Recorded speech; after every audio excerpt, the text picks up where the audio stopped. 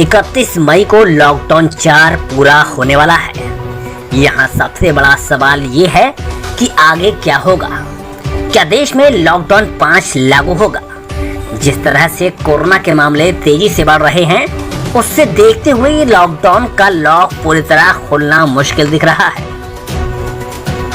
देश में कोरोना के मामलों की बढ़ती संख्या देखकर अनुमान लगाया जा रहा है कि लॉकडाउन 5.0 के दौरान भी स्कूलों को खोलने और अंतर्राष्ट्रीय उड़ानों पर प्रतिबंध बरकरार रहेगा। हालांकि व्यापारियों ने भी अभी से बाजार खोलने का समय बढ़ाने की मांग करनी शुरू कर दी है। इस बीच 31 मई को रविवार का दिन पड़ रहा है।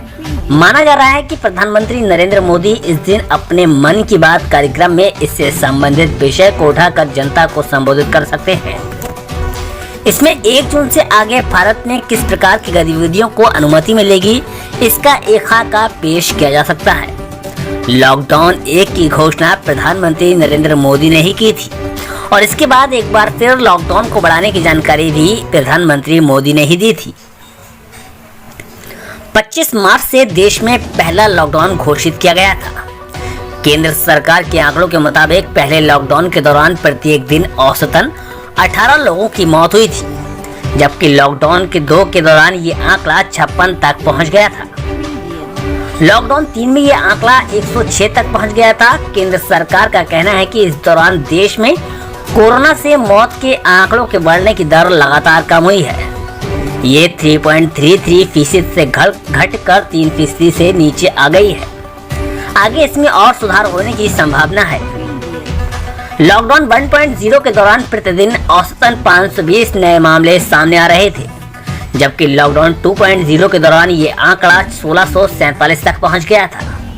लॉकडाउन 3.0 में ये आंकड़ा 3501 तक पहुंच गया। लॉकडाउन 4.0 के खत्म होने में अभी भी 3 दिन बाकी हैं, लेकिन अभी भी रोज 6 से 7,000 नए मामले रोज जुड़ रहे हैं। इसे देखते हुए कुछ लोग ज्यादा छूट दिए जाने को लेकर विरोध भी कर रहे हैं। कितनी मिलेगी छूट?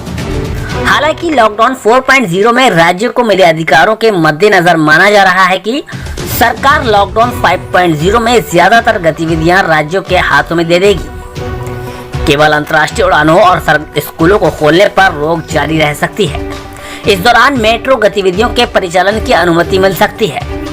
इस प्रकार अंतर्राष्ट्रीय बसों के आवागमन को भी पूरी तरह छूट मिल सकती है।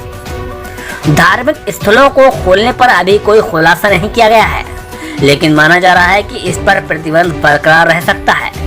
इसी प्रकार बड़े धार्मिक और सामाजिक कार्यक्रमों को भी अनुमति नहीं मिल सकती है। इस बीच व्यापारियों की मांग है कि बाजारों को खोलने का समय बढ़ाया जाए। दिल्ली में सत्तारूढ़ दल आम आदमी पार्टी के व्यापार प्रकोष्ठ के राष्ट्रीय स्वयं संयोजक ब्रजेश गोयल ने कहा कि व्यापारी बाजारों को खोलने के समय में बढ़ोतरी चाहते हैं। उनका कहना है कि अभी बाजार को 7 बजे तक खोलने की अनुमति मिली है, लेकिन गर्मी के कारण ज्यादातर लोग घरों में ही रहते हैं। बाजार खुलने के बाद भी कनॉट प्लेस जैसे एरिया में बहुत कम लोग ही खरीदारी के लिए पहुंच रहे हैं। उन्होंने कहा कि वे व्यापारियों की मांग सरकार तक पहुंचाएंगे। बाजारों को खोलना कितना सही है? वहीं अनेक लोग बाजारों को और अधिक छूट देने और गतिविधियों को छूट देने का विरोध कर रहे हैं। इसका कारण ये है कि दिल्ली में रिकॉर्ड स्तर पर कोरोना के नए मरीज सामने आ रहे हैं। बुधवार को भी दिल्ली में रिकॉर्ड तोड़ 792 नए केस सामने आए हैं। स्वास्थ्य विशेषज्ञों का अनुमान है कि ज्यादा छूट मिलने से कोरोना के मामलों में तेज बढ़ोतरी हो सकती है।